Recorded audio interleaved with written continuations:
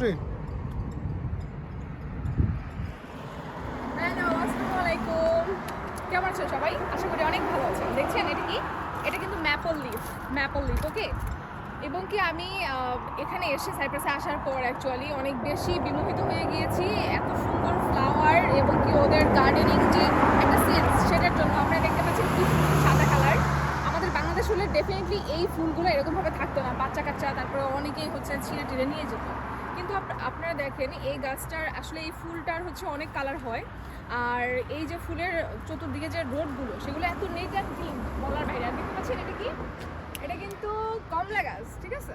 দেখেন কত সুন্দর কমলাগুলো পেকে আছে, কিন্তু কেউ কিন্তু ওইরকমভাবে মানে ছিঁড়েও না এবং কি ঢেল দিয়ে যে একটা ফল নষ্ট করবে সেটাও ভালো।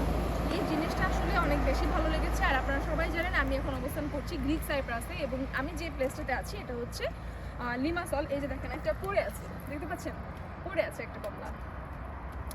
তো অ্যাকচুয়ালি হচ্ছে এত সুন্দর একটা পরিবেশ না আসলে বোঝা যাবে না। আর সভ্য একটা জাতি হলেই কিন্তু শুধুমাত্র সম্ভব এত সুন্দর সব কিছু ম্যানেজমেন্টে রাখা, ওকে? তো আমি আসলে কী বলবো যে এত পরিমাণে বিমোহিত যারাই আছেন। আর দেখেন, আপনারা দেখবেন এই যে দেখেন কত মানে কমলা এত সুন্দর দেখে কিন্তু মনে হচ্ছে যে এটা পুরো একটা ফুল গাছ, ঠিক আছে?